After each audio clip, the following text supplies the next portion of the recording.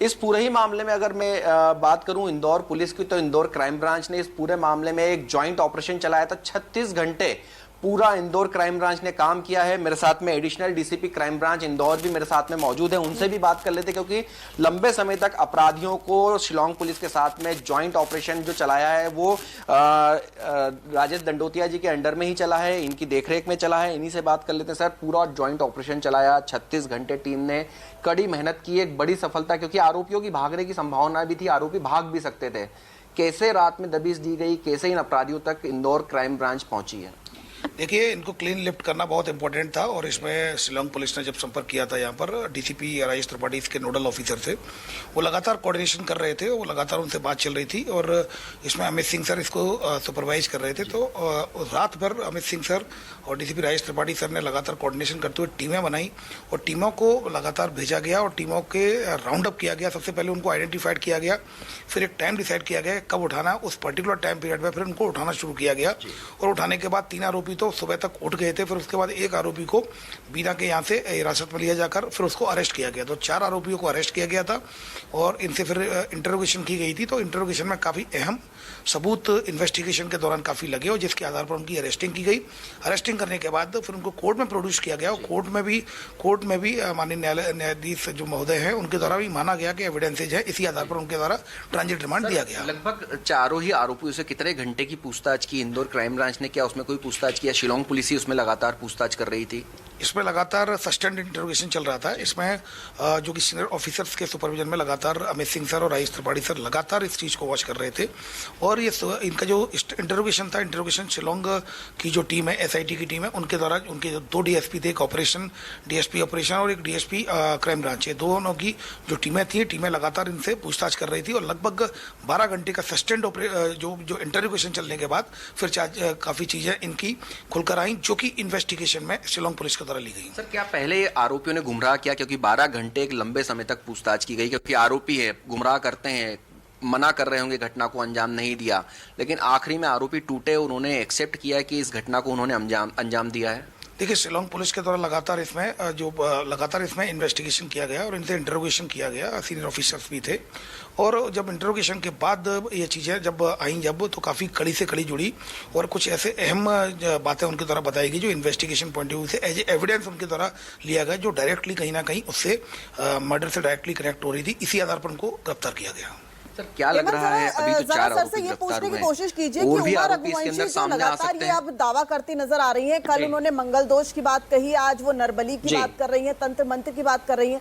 तो क्या इस दिशा में भी अब कोई जांच की जाएगी कि राजा रघुवंशी के जो माता पिता हैं या जो बहन है या जो भाई हैं, उनके दावे के आधार पर भी क्या जांच को आगे बढ़ाया जाएगा या फिर सबूतों को ही जो है वो प्रायोरिटी दी जाएगी?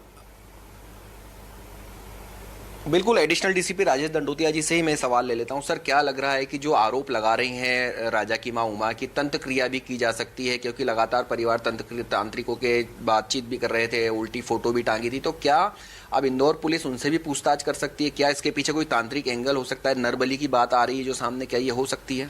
देखिए, ये अगर इस तरह का कोई बात आती है तो चूंकि पुलिस हर एंगल में जांच करती है, इन्वेस्टिगेशन करती है और शिलोंग पुलिस इसमें इन्वेस्टिगेशन उन्हीं का आउटलुक है कि वो इस तरह कैसे इन फैक्ट्स को वेरीफाइड करती है। क्योंकि मुझे लगता है कि इसमें जो भी इन्वॉल्व होंगे उनको ऑलरेडी शिलोंग पुलिस इसमें इन्वेस्टिगेट कर रही है। अगर इस तरह के फैक्ट भी आएंगी तो शिलोंग पुलिस अपने उसमें जांच मिलेगी। और जैसा कि मैंने कहा, right from the beginning Indore crime branch लगातार शिलोंग पुलिस के इन्वेस्टिगेशन में सहयोग कर रही है, चूंकि विक्टिम और एक्यूज्ड यहीं के हैं।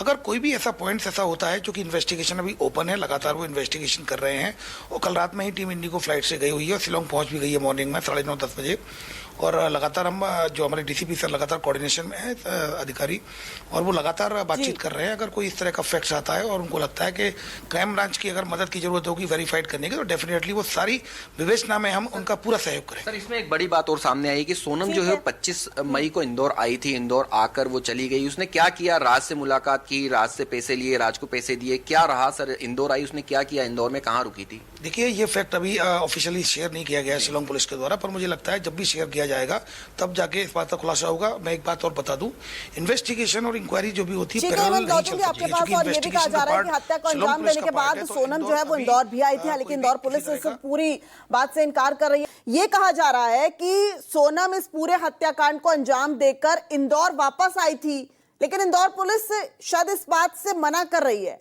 ऐसा है क्या? पूछिए सर से।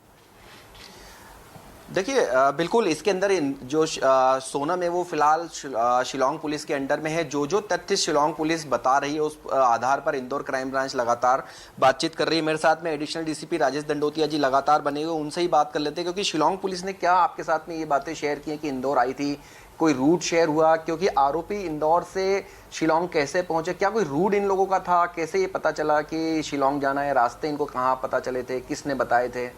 देखिए, जैसा कि मैंने कहा कि जो इन्वेस्टिगेशन होती है और इंक्वायरी होती है कभी पैरेलल नहीं चलती है, क्योंकि इन्वेस्टिगेशन पार्ट जुरिसडिक्शनल जो एरिया है वो निश्चित रूप से शिलांग पुलिस का जो सोहरा जो डिस्ट्रिक्ट है, ईस्ट सोहरा डिस्ट्रिक्ट, सोहरा थाने का मामला है।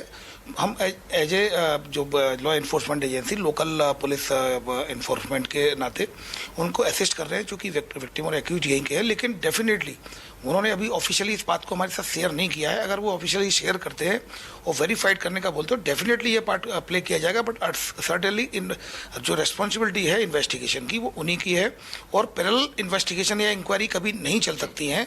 तो पूरी जो एसआईटी उनकी बनी हुई है, और वो इंदौर से जो मदद मांगेंगे, जैसा कि मैंने कहा कि राइट फ्रॉम द बिगिनिंग हम लगातार उनसे जुड़े हुए हैं, और जो भी वो मदद मांगेंगे, जिस तरह का जो विवेचना में उनको सहयोग चाहिए होगा, यथासंभव हर संभव सहयोग किया जाएगा। अच्छा, हेमंत, क्या एक बात सोनम तो को जहन में इंदौर आ भी रही लाया है, क्या जाएगा? सोनम इंदौर का भी जो पूछताछ होगी परिवार क्योंकि है, जी